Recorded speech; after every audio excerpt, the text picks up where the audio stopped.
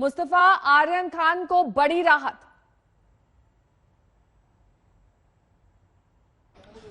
जी बिल्कुल, आपको बता दें कि अक्टूबर 2021 में कॉर्डिला क्रूज पर यह मामला जो हुआ था उसमें आर्यन खान को गिरफ्तार किया गया था, उसके साथ उसके फ्रेंड्स को गिरफ्तार किया गया था। उसके बाद जितनी रिमांड हुई, कॉन्सिक्वेंट रिमांड में ये बड़ा सवाल उठ रहा था कि आर्यन खान की पोजीशन से ड्रग्स नहीं मिला है तो फिर उसको आखिरकार आधार बनाकर अरेस्ट क्यों किया गया, जिसके बाद कई बातें सामने आई कि व्हाट्सएप चैट्स की बातें हैं। व्हाट्सएप चैट में आर्यन खान ने बल्क में ड्रग्स बनाने की बात की है और वो बहुत बड़े ड्रग्स के रैकेट में इन्वॉल्व है। सारी चीजें सामने आई। उसके बाद इस पूरे मामले में टोटल 20 लोग अरेस्ट हुए थे। उसमें से आप कह सकते हैं कि जो 6 लोग हैं उन 6 लोगों को जो एनसीबी है, एनसीबी की एसआईटी बनाई दी गई थी, क्योंकि उस वक्त मुंबई की जो एनसीबी इन्वेस्टिगेट कर रही थी उस पर कई सवाल उठ रहे थे। इसके लिए एक स्पेशल इन्वेस्टिगेशन टीम बनाकर इस पूरे केस की तहकीकात की गई और उस स्पेशल इन्वेस्टिगेशन टीम का यह कहना है कि 6 लोगों के खिलाफ चार्जशीट इसीलिए दाखिल नहीं की गई है कि उन लोगों के पास उनको आरोपी बनाने के लिए एविडेंस नहीं है। उनमें आर्यन खान एक नाम है, दूसरा समीर सहगल, तीसरा भास्कर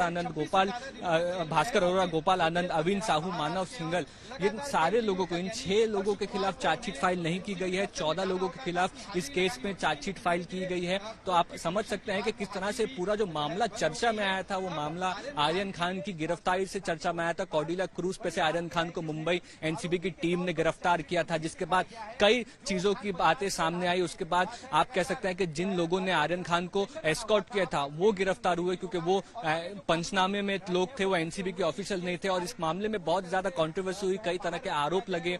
एनसीबी ने 2 सुपरिटेंडेंट्स को जो है वो मुंबई जोन से ट्रांसफर भी किया था और वीवी सिंह जो कि आयो थे, इन्वेस्टिगेटिंग ऑफिसर थे इस केस के, वो भी इस केस में ट्रांसफर किए गए थे, क्योंकि कई सवाल इन लोगों के परफॉर्मेंस पे उठे थे और इस केस को क्यों अंजाम दिया गया था उस चीज पर उठे थे। उसके बाद बॉलीवुड से रिलेटेड जो केसेस थे वो एसआईटी को दिए गए थे। एसआईटी एनसीबी की दिल्ली की टीम, उन्होंने इस केस को 180 दिनों तक इन्वेस्टिगेट किया। उसके बाद 60 दिनों की और मोहलत मांगी। उन पूरे जो आप कह सकते हैं कि टेन्योर खत्म होने के बाद जो चार्जशीट उन्होंने दाखिल की है, और चार्जशीट में आर्यन खान का नाम नहीं है और साफ तौर पर यह कहा है कि जिन लोगों का नाम नहीं है उनके खिलाफ सफिशिएंट एविडेंस नहीं है, इसलिए उन्हें आरोपी नहीं बनाया गया। बिल्कुल, लैक ऑफ एविडेंस की बात साफ तौर पर इस चार्जशीट में कही गई है। मुस्तफा, आप लगातार तमाम जानकारी दे रहे हैं, लेकिन इस बीच सवाल ये भी उठ रहे हैं कि आखिरकार इस चार्जशीट में डिटेल में क्या कुछ कहा गया, क्योंकि 6 पन्ने की ये चार्जशीट है, इसमें कौन कौन सी प्रमुख तौर पर बातें कही गई है? कर रही थी कि ये जो व्हाट्सएप चैट है वो सुनील वैद को कॉल करो।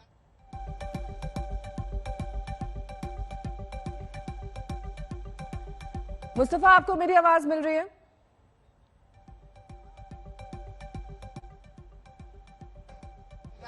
मुस्तफा, डिटेल्स पता लग पाई है इस चार्जशीट में क्या कुछ कहा गया है? क्या इसमें प्रमुख तौर पर बातें बताई गई हैं? आर्यन खान को कोई ऐसे ठोस सबूत एनसीबी के हाथ नहीं लगे और नतीजा ये हुआ। जी बिल्कुल, जो केस थे कॉर्डिला ड्रग्स क्रूज से शुरू हुआ था, जिसके बाद आप कह सकते हैं कि ये अरबाज मर्चेंट करके जो दोस्त थे आर्यन खान के, वो इस केस में आप कह सकते हैं उनको क्लीन चिट नहीं मिली, यानी कि वो आरोपी है। मुनमुन धमेचा, उनकी जो दोस्त थी, उन्हें क्लीन चिट नहीं मिली, यानी कि वो आरोपी है। तो कहीं ना कहीं कॉर्डिला ड्रग क्रूज केस जो है वो अपने आप में स्टैंड करता है। वहां पर ड्रग मिले थे, उसके बाद जो आरोपी अरेस्ट हुए उनके लिंक पैडलर और बाकी चीजों से जुड़े हुए थे, और ये सारे मामले को आप कह सकते हैं एनसीबी ने भी माना है, एसआईटी ने उन सारे 14 लोगों के खिलाफ जो है वो मामला दर्ज किया है। तो ऐसा नहीं था कि ड्रग्स का केस नहीं बनता है, लेकिन जो सबसे चर्चित भाग था इस पूरे केस का वो ये था कि आर्यन खान की गिरफ्तारी और ये कहना कि आर्यन खान ड्रग्स कंजम्पशन में शामिल थे। हालांकि सवाल उस वक्त भी ये उठ रहे थे कि आर्यन खान ने तो पोजीशन जो है ड्रग्स का नहीं उनके पास से मिला था, और कहीं ना कहीं ये भी बात सामने नहीं आई थी मेडिकल रिपोर्ट में कि उन्होंने ड्रग्स कंज्यूम किया था। इन सारी बातों के